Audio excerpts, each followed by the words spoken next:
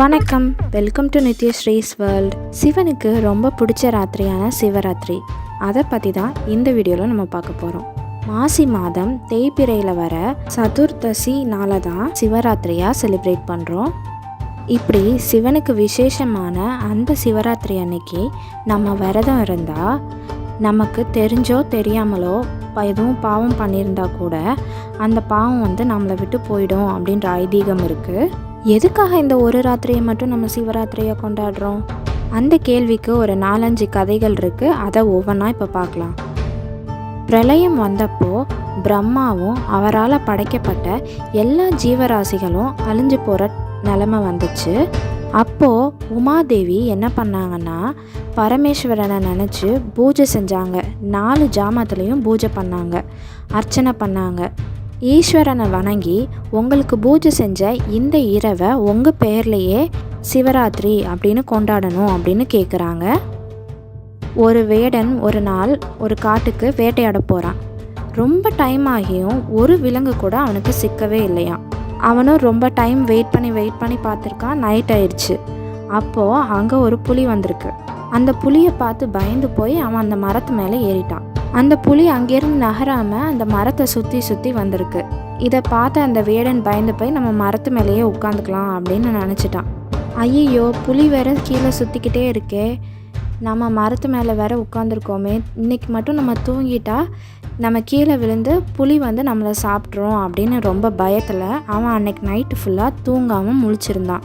எவ்வளோ நேரம் தான் நம்ம தூங்காமல் சும்மாவே உட்காந்துருக்கிறதுன்னு யோசிச்சுட்டு அந்த மரத்தில் உள்ள இலையெல்லாம் ஒவ்வொன்றா பறித்து கீழே போட்டுட்டு இருந்திருக்கான். அது என்ன மரம்னு பார்த்தீங்கன்னா வில்வ மரம். கீழே இருந்தது சிவலிங்கம். அவனுக்கே தெரியாது அந்த தினம் சிவராத்திரி அப்படின்னு. அவனுக்கே தெரியாமல் அந்த இரவு முழுக்க அவன் கண் முழிச்சு சிவனுக்கு அவன் கையால் வில்வ இலையை பறித்து போட்டு அதோட பலனையும் பெற்றிருக்கான். அதோட பலனாக அவனுக்கு மோட்சம் கிடச்சிது. ஒரு நாள் பார்வதி தேவி சும்மா விளையாட்டா சிவனோட 2 கண்களையும் அவங்க கையை வச்சு மூடிட்டாங்க. அப்படி செஞ்சதும் எல்லா இடத்துலையுமே இருள் சூழ்ந்துருச்சு. உடனே சிவன் அவரோட நெற்றி கண்ணை திறந்து பார்த்தாரு. அதை பார்த்து எல்லாருமே பயந்துட்டாங்க. அப்போது பார்வதி தேவி சிவனை வழிபட்டாங்க. அதோட நினைவாக கூட இந்த சிவராத்திரி கொண்டாடப்படுது அப்படின்ற செவிவழி செய்தியும் இருக்கு. அடிமுடி காண முடியாதபடி உயர்ந்த சிவன் லிங்கோத்பவர் அப்படின்ற வடிவம் எடுத்து பக்தர்களுக்கு காட்சி அளித்த நாளாகவும் திருவண்ணாமலையோட வரலாறாகவும் சொல்லப்படுது. சிவராத்திரி அன்னைக்கு என்னெல்லாம் பூஜை பண்ணுவாங்க? சிவனுக்கு அர்ச்சனைனா ரொம்ப பிடிக்கும். அவருக்கு 4 காலங்கள்லேயும் 4 விதமான அபிஷேகம் நடக்கும். அன்னைக்கு 4 கால பூஜையில் முதல் காலத்தில் பஞ்சகவ்யம் படைக்கிறாங்க. 2வது காலத்தில் பால் மற்றும் பஞ்சாமிர்தம் படைக்கிறாங்க. 3வது கால பூஜையில் பழச்சாறுகள் படைக்கிறாங்க. 4வது கால பூஜையில் சந்தன அபிஷேகம் நடக்குது. சிவராத்திரி அன்னைக்கு பகலில் தூங்கக்கூடாது. நைட்டு தூங்காமல் முழிச்சிருக்கணும். முழிச்சு தானே இருக்கணும்.